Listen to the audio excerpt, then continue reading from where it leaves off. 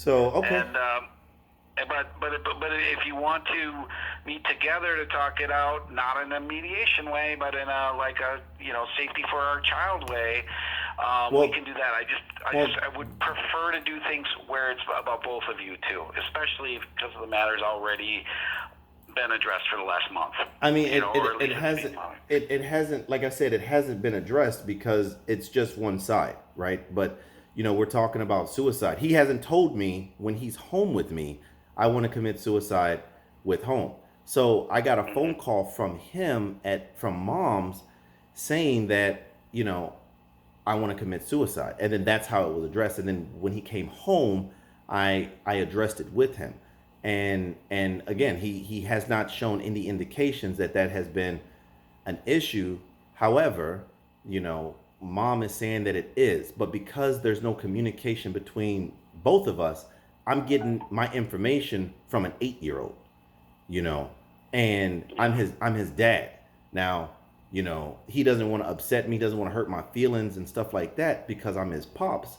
So that's what, a third party member. Now, I can wait for a therapist, but things can occur before that happens, and that's what I'm trying to do. I'm trying to prevent that from occurring if there is anything to be concerned about in the first place. Yeah.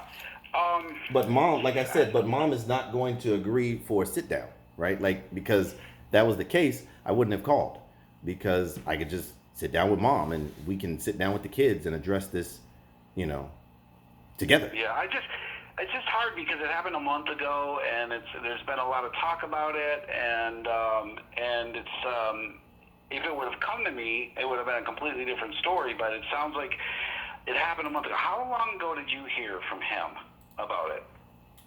Um, it was it was over a month ago, so it was over 2 months ago, but I Mm-hmm. know that I know that there has been no therapist, no, not therapist. I know that there has been no counselor at the school. So, I wasn't aware of you seeing them again because mom doesn't communicate. Um, Mm-hmm. so I mean, look, and that's fine. If that's the case, then just follow through with Ridwan and just monitor his behavior. And if anything arises, just you know, let me know. Let us know. Okay, for sure I will. All right. And yeah, it's just I think that's a good idea. Well, let's go with that, and call me if you have any concerns about me addressing certain things with him. I just feel like I wish you two both, and in terms of like you said, parallel parenting. I hope it turns into co-parenting at some point where you So do can I. call each other and say, hey, this happened, just want to, check in with you on that. Is that happening with you, well, how are you addressing it? Well, this is how I'm addressing it. And how can we kind of find a middle ground so they feel the same kind of, expectations from both of us and perfect world stuff, right? Yeah, But I get it. exactly. It's not always that easy. It's not always that That's easy.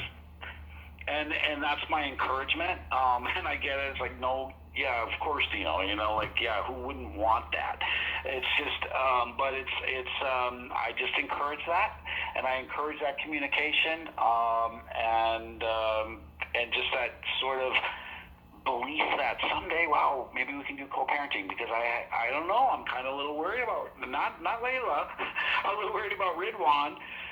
If that doesn't happen, that he's kind of playing two parents differently, And this and is he's using this information. this is true, and that's why, again, like, I wanted a third party member because he could be playing both of us, but at the same time I don't want to take that chance because we're talking about suicide here, right? You know what I mean? This Of course. so Yes, we are but talking about suicide. right, It's just that I'm told a month after the scenario, and right. like probably because you weren't aware that he was talking to me, and so I completely get it. It's just that I really hope the best in terms of that co-parenting style communication.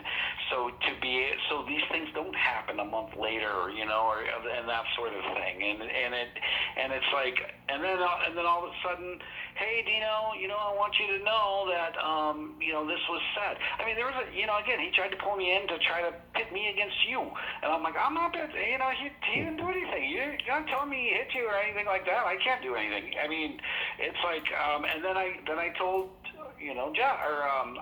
Brian, and I'm like, hey, Brian, this is what he said, but he didn't really have anything. What do you want to do with that? He's like, well, if he didn't say anything, he didn't say anything. And I said, and then there was a time where he said he didn't brush his teeth for 3 days. So I go to Brian, I'm like, Brian, he said he didn't brush or 3 weeks. Brian, he said he didn't brush his teeth for 3 weeks. And then I said, do you want me to call the parents, or do you want to call the parents? I don't know if that's really happening or not. I can't really tell with Ridwan. And then all of a sudden he looked into it, and I guess he talked to one of you, whoever he's living with, and then he's been brushing his teeth, and it wasn't a big deal. So I check in with Brian on those things, but I think Ridwan, he might really feel these things, but he also, I think, is kind of understands that he can pit you guys against each other. Yeah, and it's a really hard thing.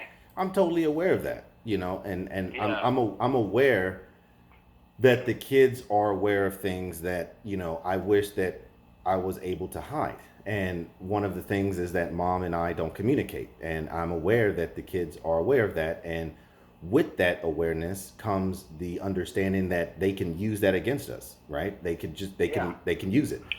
And Yeah. however, we have to become clever enough to figure it out. If we choose to still not communicate, or if one party does not, it doesn't matter because we need both. We need to get clever enough ways in order to, we need to figure it out, to go around them. Okay, fine. You're going to put us against each other. There's a third party member, now we can take this information from the third party, and then boom, figure it out with the kids. But like I said, if you don't feel comfortable doing that, then talking to Ridwan about the matter, then just follow up with him and just watch him, and I will handle it in another area on the back end. Okay, sounds good. And then, I mean, again, if you got the report that happened, that she gave him a knife, I mean, and again, a month ago, I guess, I would, consider what to do with that information where it's not like, it's more direct than it is indirect. Right. And that'd be my suggestion now, and we'll go with that. Right. Well, no problem. I'll, if anything arises out of it that is alarming or concerning, I'll do another follow up and let you know. Okay, I appreciate that. Thank you. All right. Bye. All right, take care. All right. It's funny, it's just really funny how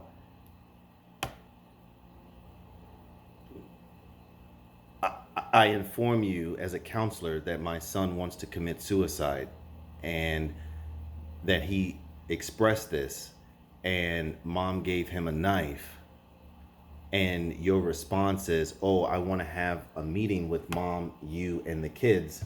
And when I express that mom does not do group meetings, and informing the other party member may cause alarm to where she's able to coach the child, that is why I'm calling you as a therapist, a counselor, to see if there's anything there, ask him what occurred, and just listen to his story. You don't want to do it. You don't want to do it. But